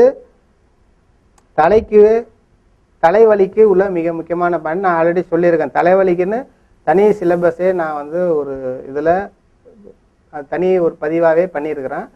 இது தலைவலியை போக்கும். ஆற்றல் சார்ந்த தலைவலி, எனர்ஜினால வர தலைவலி, பசினால், தூக்கமின்மையினால், வாதம் பித்தம் கபத்தினால வர தலைவலிக்கெல்லாம் இந்த பாயிண்ட் முக்கியமான பாயிண்ட்டுங்க வச்சுங்களேன். அடுத்து பொய்கை காலத்திலேருந்து 3 விரல் மேலே, நடுவு 3 விரல் இங்கே பதிய வைக்கிறேன். பக்கவாட்டு அசைவு செய்யணும். இதுக்கு பேர் சுண்ணாம்பு காலம். நடுவு 3 விரல பதிய வச்சு பக்கவாட்டில் அசைக்கணும். இதுதான் சுண்ணாம்பு காலத்தில் இயக்குமுறை. பொய்கை காலத்திலிருந்து 3 விரல் மேலே, நடுவு 3 விரலை பதிய வைக்கணும், பக்கவாட்டில் அசைக்கணும். இது சுண்ணாம்பு காலத்தின் இயக்குமுறை. சுண்ணாம்பு காலத்தினால என்ன பெனிஃபிட்டு? சுண்ணாம்பு காலம் ஃபிட்ஸுக்கு மிக முக்கியமான பாயிண்ட். ஃபிட்ஸ் வந்துச்சு, யாராவது திடீர்னு ஒருத்தர் ஃபிட்ஸ் போய் ஆஸ்பத்திரியில் அட்மிட் பண்ணுறாங்கன்னா இந்த கவலி காலம், இதுக்கு பேர் கவலி காலம்னு சொல்கிறோம். இதையும் இந்த சுண்ணாம்பு காலத்தையும் 1 ஹவருக்கு ஒருக்கா கண்டினியூவாக நான் ஸ்டாப்பாக கொடுத்தா அவன் டிஸ்சார்ஜ் பண்ணி வீட்டுக்கு தூக்கிட்டு வந்துடலாம். Permanent relief. சுண்ணாம்பு காலன்றது இப்போ கை கால் விழுந்து செயலற்று போய் ஸ்ட்ரோக் ஆகி மூளை பிரெயின் ஸ்ட்ரோக் ஆகி ஆஸ்பத்திரியில் போய் அட்மிட் பண்ணுறாங்கன்னா கவுளி காலத்தையும் இந்த கவுளி காலத்தையும் சுண்ணாம்பு காலத்தையும் 1 மணி நேரத்துக்கு ஒருக்கா தொடர்ச்சியாக கொடுக்கும்போது அவங்க ஈவினிங்கை டிஸ்சார்ஜ் பண்ணி கூப்பிட்டு போயிடலாம். ஃபிட்ஸு வரும். அது எந்த குழந்தையாக இருந்தாலும் சரி, 3 வயசு குழந்தையாக இருந்தாலும் பெரியவங்க யாராக இருந்தாலும் சரி, இந்த கவுளி காலத்தை கண்டினியூவாக கொடுத்தாலும் ஃபிட்ஸ் நிற்கும். ப்ளஸ்ஸு சுண்ணாம்பு காலத்தை சேர்த்து கொடுக்கும். இது வந்து மிக முக்கியமான சுண்ணாம்பு காலமும் மீதும் ஃபிட்ஸுக்கு பர்மனெண்ட் தீர்வு, நிரந்தர தீர்வு. பல வருடம் ஃபிட்ஸுக்காக மருந்துகளே சாப்பிட்ருப்பாங்க. வாழ்நாள் முழுதும் எந்த மாத்திரையும் தேவைப்படாது. அதுக்கான எந்த அறிகுறியுமே இருக்காது. சிபி சைல்டு, மூளை வளர்ச்சி கொண்ட குழந்தைகளாம் அது வருட கணக்கில், அது பிறப்பிலேருந்தே அந்த குழந்தைகளுக்கு பல வருடம், 5 வயசு குழந்தைன்னா 5 வருஷமும் கொடுத்துட்ருப்பாங்க அது ஃபிட்ஸுக்கெல்லாம். இந்த கவலியும் சுண்ணாம்பு காலம் கொடுத்தா நின்றுடும். ஆங்கில மருந்து கொடுத்த உடனே ஃபிட்ஸ் வரும்.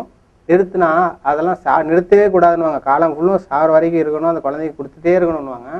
ஆனால் நிறுத்தின உடனே ஃபிட்ஸ் வரும். பற்றி கவலையே படாதுங்க. இந்த கவலி காலத்தை கொடுத்து பாருங்கள், சுண்ணாம்பு காலத்தை உடனே ஃபிட்ஸு நின்றுடும். ஸ்பாட்லேயே நின்றுடும், அந்த செகண்டில் நின்றுடும். இது வந்து சுண்ணாம்பு காலம்ன்றது ஃபிட்ஸ் நிற்கிறதுக்கு ஒரு முக்கியமான பாயிண்ட்டு. ஸ்ட்ரோக்கு கை கால் விழுந்து போனால் உடனடியாக ரெக்கவரி பண்ணுறதுக்கு உள்ள முக்கியமான பாயிண்ட்டு சுண்ணாம்பு காலம். இது இல்லாமல் கிரானிக் தலைவலி, ஒற்றை தலைவலின்னுவாங்க. ஒற்றை தலைவலியில் நரம்பு சார்ந்த தலைவலி. தலைவலியில் 3 விதமான தலைவலி சொல்லியிருக்கிறேன் ஆல்ரெடி.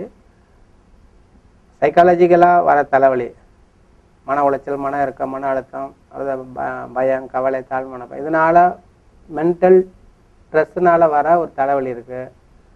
அது இல்லாமல் ஃபிசிக்கல் பாடியில் 2 விதமான காரணங்கள் வரும். ஆற்றல் குறைவுனால தலைவலி வரும், இன்னொன்று நரம்பு சார்ந்த தலைவலி வரும். இந்த நரம்பு சார்ந்த தலைவலி, ஒற்றை தலைவலி அப்படின்னா பக்கவாட்டில் தலைவலிக்கும். அதுக்கெல்லாம் இது முக்கியமான பாயிண்ட் புரியுதுங்களா? தலைவலி இது சுண்ணாம்பு காலம் பக்கவாட்டில் காது இந்த பொய்கை காலத்துலேருந்து 3 விரல் வைக்கிறேன், நடுவு 3 விரல் வைக்கிறேன், பக்கவாட்டை அசைக்கணும். இப்போ மண்டையில் வாத பித்த கபத்தினாலும் தலைவலிக்கும் புரியுதுங்களா? தலைவலிக்கு பல காரணம். காதில் சீல் இருந்து புண்ணு இருந்தாலும் தலைவலிக்கும், வாயில் பல்லில் சொத்த இருந்தாலும் தலைவலிக்கும், கிட்ட பார்வை தூர பார்வை இது இருந்தால் அது ஸ்ட்ரெயின் பண்ணி படிக்கிறாங்கன்னா தலைவலிக்கும், வெயிலில் போய் ஓவர் வெளிச்சம் பட்டாலும் தலைவலிக்கும், மூளையில் வந்து கட்டி இருந்தாலும் தலைவலிக்கும், ஆக்சிடென்ட் ஆகி மண்டையில் அடிபட்டு காயப்பட்டிருந்தாலும் தலைவலிக்கும். நிறையா தலைவலிக்கு காரணங்கள் இருக்குது. இப்போ முன் மண்டையில் இந்த பக்கம் நெத்திலையோ இந்த புருவங்கள்லையோ கண்ணெல்லாம் அப்படி ஜிவி ஜிவி ஜிவி ஜிவுனுது அப்படின்னு சொன்னால், இப்போ எப்படின்னா இந்த பக்கம் ஃப்ரண்ட்டில் புருவம் தெரிக்கும், மண்டை தலைவலியில் புருவம் தெரிக்கும், கண்ணெல்லாம் ஜிவி ஜிவினும். இதுதான் கபத்தினால வர தலைவலி புரியுதுங்களா? பிடரி பின்னி எடுக்கும், கழுத்தும் வலிக்கும், பின்தலையும் வலிக்கும், செம்மையாக எரிக்கும், அந்த மாதிரி ஒரு இறுக்கம் இருக்கும். அந்த இது வந்து வாதத்தினால தலைவலியும், கேஸ்ட்ரிக் ப்ராப்ளம், மலச்சிக்கல்னால வர தலைவலி சரிங்களா? உச்சி மண்டையில் தலைவலிக்கும். வெயிலில் நல்லா சுற்றுனீங்கன்னா சூரிய ஒளியில் மண்டை ஹீட் ஆகி மூளை வந்து மூளை வந்து தண்ணியில் மிதந்துட்டுருக்கு. அந்த மூளையில் உள்ள நீரெல்லாம் சுண்டி வற்றி போய் ட்ரை ஆனோன்னா தலைவலி வரும். உச்சி மண்டை தலைவலிக்குதுன்னா பித்தத்தினால தலைவலின்னு அர்த்தம். ஃப்ரண்ட்டில் நெத்தியில் புருவத்தில் கண்ணெல்லாம் வலிக்குதுன்னு சொன்னால் கபத்தில் தலைவலி, பிடரி பின்னி அடிக்குது வலிக்குது, கழுத்து பிடரி எல்லாம் சேர்ந்து வலிக்குதுனால வாதத்தினால தலைவலி, உச்சி மண்டை வலிக்குதுன்னா பித்தத்தினால தலைவலி, பக்கவாட்டில் இந்த காதுக்கு மேலே நரம்பெல்லாம் புடைச்சி இருக்கும், செம்மையாக வின்னு தெரியும் இந்த பக்கம்லாம். இதெல்லாம் இருந்தால் சைக்காலஜிக்கல் ப்ராப்ளம். ஏதோ ஒரு விஷயத்தை பற்றி மண்டையில் குடைச்சிக்கிட்டு சிந்தனை பண்ணி தொடர்ந்து நான் ஸ்டாப்பாக சிந்தனை பண்ணிட்டு இருக்குது அந்த மன இறுக்கம், மன அழுத்தம், மன உளைச்சல்னால. அப்போ மூளை ஹீட் ஆகும். மூளை ஹீட் ஆகும்போது இந்த நரம்புலாம் காது பக்கம் சைடு இந்த பக்கவாட்டெலாம் புடைச்சிட்டு இருக்கும். அப்போ நல்லா தொட்டு பார்த்தா க்ளீனாக இது துடிச்சிக்கிட்டே இருக்கும், டப்பு டப்புன்னு அடிக்கும் இந்த இடத்துல வர நரம்புகள். இதெல்லாம் மன ரீதியான பிரச்சனைனால வர தலைவலி புரியுதுங்களா? இந்த மன ரீதியான இதுக்கு ஒவ்வொன்றுத்துக்கும் இது வந்து நரம்பு சார்ந்த தலைவலிக்கு மிக முக்கியமானது சுண்ணாம்பு காலம். பிரெயினில் உள்ள மற்ற ஆற்றலும் கீழ் நோக்கி இறக்குறதுக்கு ஒரு மிக முக்கியமான இது தலைவலிக்கு உள்ள பாயிண்ட்டு சுண்ணாம்பு காலம். அடுத்த பாயிண்ட்டு சென்னி காலம். சரிங்களா? சென்னி காலம்ன்றது இந்த பொய்கை காலம். இதுதான் பொய்கை காலம். இதுலேருந்து 3 விரல் மேலே தான் சுண்ணாம்பு காலம். இந்த பொய்கை காலத்துக்கு 1 விரல் கீழே சென்னி காலம். இந்த பாருங்க, இந்த இடத்துல கையை வச்சிங்கன்னா ஒரு சிறு பள்ளம் இருக்கும். நீங்கள் விரலை அழுத்தும் போது உங்களுக்கு ஃபீல் பண்ணலாம். நீங்கள் வச்சு பாருங்கள், உங்கள் உடம்புல நீங்களே டெஸ்ட் பண்ணி பாருங்கள். அந்த பள்ளத்தை பின்னோக்கி முது நோக்கி சுற்றணும் 3, காது நோக்கி கண் நோக்கி 3 சுற்று சுற்றணும். இதை கண் நோக்கி 3 சுற்று சுற்றணும். அப்போ வந்து கிரானிக் தலைவலி, வருட கணக்கில் பல வருடமாக ஒரு தலைவலி இருக்குன்னா இதை சரி பண்ணுறதுக்குள்ள சென்னி காலம். சென்னி காலத்தில் உள்ள பெனிஃபிட் என்ன? சென்னி காலத்தை இயக்குனா உங்களுக்கு கிரானிக் தலைவலி போகும், முகவாதத்தை போக்கும். வாய் கோணிக்கிட்டு அடியெல்லாம் கோணிக்கிட்டு ஜொல்லு விட்டுட்டு இருப்பாங்க, மூஞ்சி வந்து கோணிக்கிட்டோம். அது வந்து முகவாதம் சொல்கிறாங்க. பக்கவாதம், நடுக்குவாதம், முகவாதம், அது மாதிரி சொல்லும்போது 80 வாதங்கள் இருக்குது. அதில் வாயெல்லாம் கோணிக்கிட்டு ஜொல்லு விட்டுட்டு இருப்பாங்க. அந்த வாதத்தை போகிறதுக்குள்ள பாயிண்ட்டு சென்னி காலம். குட்டி வர்மமும் முகவாதத்தை போக்கும், காம்பதிரி காலமும் முகவாதத்தை போக்கும், ஜன்னி வர்மமும் முகவாதத்தை போக்கும், பலப்பிங்களை முன் வர்மமும் முகவாதத்தை போக்கும், கால் ஜன்னி வர்மம் முகவாதத்தை போக்கும். இதெல்லாம் வந்து பல வருடம் இந்த முகவாதத்தால் வாயெல்லாம் கோணி படுத்த படிக்கா இருக்கிறாங்கன்னா ஒரே வாரத்தில் இந்த பாயிண்ட்டுகளை இயக்குனீங்கன்னா மூஞ்செல்லாம் நேராகிடும், வாயெல்லாம் கோணிக்கிட்டு போன வாயெல்லாம் நேராகிடும், ஜொல்லெல்லாம் வர்மா பண்ண அணையிலேருந்து நின்றுடும். செக் பண்ணி பாருங்கள். ஏன்னா அத்தனை கேஸுங்களை நாங்கள் அட்டன் பண்ணிக்கிறதுனால அந்த உறுதியாக ஆணித்தரமாக சொல்கிறோம். ஏன்னா ஒரு வாரம் தான் அதிகபட்சம், அதுக்குள்ளேயே கோணி போன வாயெல்லாம் முகமெல்லாம் நேராக்கலாம். ஒரே வாரத்தில் இந்த பாயிண்ட்டை இயக்குனா நேராகிடும். அடுத்து ஆசான் காலம். இந்த பொய்கை காலம் இதுதான் பொய்கை காலம். இது பொய்கை காலம், இது சென்னி காலம். இந்த கேப் காடி இருக்குது பார்த்தீங்களா, இந்த குருத்து மொட்டு இருக்குது பார்த்தீங்களா, இது வந்து குட்டி வர்மம். குட்டி வர்மத்துக்கு மேலே 1 விரல் மேலே இருக்கிறது ஆசான் காலம். ஆசான் காலத்துக்கு மேலே 1 விரல் இருக்கிறது சென்னி காலம். சென்னி காலத்துக்கு மேலே 1 விரல் இருக்கிறது பொய்கை காலம். ஸோ 1 விரல் கீழே இறங்கினா சென்னி காலம். அடுத்து இந்த காடி 2த்துக்கும் உள்ள பள்ளம் தான் ஆசான் காலம். இந்த ஆசான் காலத்தை சிறு அணுக்கம் செய்யணும், ரொம்ப ஹெவியாக அழுத்தக்கூடாது. இங்கே பாருங்கள், பிடிக்கிற லேசை தொடுறேன், சிறு அணுக்கம். அணுக்கம்னா இப்படி வச்சுட்டு சிறு அசைவு ஹெவியாக அழுத்தினீங்கன்னா அப்படியே அப்படி டைட் ஆகிடும். உங்களுக்கால சாப்பாடு மெல்லவே முடியாது, எதுவுமே அதை அசைப்படவே முடியாது. 2 கடவாப்பழம் இயங்கினாலே வின்னு தெரியும். இங்கே காதுக்கும் கடவாப்பழக்கும் ஒரு நரம்பு இருக்குது, அப்படி ஒரு வின்னு தெரிக்கும், காது குத்தும், புரியுதுங்களா? அதனால் இது ஹெவியாக அழுத்தக்கூடாது, மைல்டாக தான் அழுத்தணும் ஆசான் காலத்தை. சப்போஸ் அழுத்திட்டீங்க, சாப்பாடு போட்டு மெல்லும் போது வலி வின்னு தெரிக்குதுன்னா உடனே என்ன பண்ணுவோம், இந்த குட்டி வரம்பத்தை அசைக்கணும். இதுக்கு ஆசான் காலத்தை தவறுதலாக இயக்கிட்டீங்கன்னு தெரிஞ்சுக்கிட்டா உடனே குட்டி வரம்பத்தை இந்த காது குறுத்தை பிடிச்சிட்டு அசைக்கணும். வேறு நடுவரில் இப்படி கொடுக்கலாம், இந்த விரல ஏதாவது ஒன்று கொடுத்துக்கலாம், இல்லை ஆட்காட்டு விரலை கொடுக்கணும், வெளியில் இந்த கட்டவரில் பிடிச்சிட்டு குட்டி வரத்தை முன்பின் அசைச்சாலும் அந்த ஆசான் காலம் ரிலீஸ் ஆகிடும், புரியுதுங்களா? வலி இந்த வலி ஓட்டி உடனே போயிடும், புரியுதுங்களா? சப்போஸ் நீங்கள் இப்போ குட்டி வர்மம் கொடுக்குறோம், இது வந்து அடுத்து இப்போ நான் விளக்கம் கொடுக்க போகிறது இந்த ஆசான் காலம். இந்த பள்ளத்தை சிறு அணுக்கம் தான் கொடுக்கணும். அதிகமாக பண்ணுனதுனால ரெமெடிக்கு குட்டி வர்மத்தை கொடுக்க சொன்னேன். இந்த அணுக்கம் பண்ணுறதுனால என்ன நடக்குது பலன்கள்னா, கோமா ஸ்டேஜில் இருக்கிறாங்க பார்த்தீங்களா, ஆக்சிடென்ட் ஆனதுனால 10 மாதமாக கண்ணை மூடினா தான் திறக்கவே இல்லை, மூக்கு வழியாக தான் ஆகாரம் போய்ட்டுருக்கு, இன்னும் கண்ணு கான்சியஸுக்கே வரலன்னு சொல்கிறவங்கள எழுப்புறதுக்குள்ள பாயிண்ட்டு ஆசான் காலம். ஆசான் காலம்ன்றது கோமா நிலையில், அதாவது பிரெயின் டெத்துன்னு சொல்லுவாங்க, அது ஒன்றும் செயலற்ற நிலையில் அப்படியே இருப்பாங்க. ஆகாரம் டியூப் வழியாக மூக்கு வழியாக போய்ட்டுருக்கும், அவங்க பாட்டு கான்சியஸ் இல்லாமல் இருப்பாங்க, மாதக்கணக்கில் வருடக்கணக்கில் இருப்பாங்க.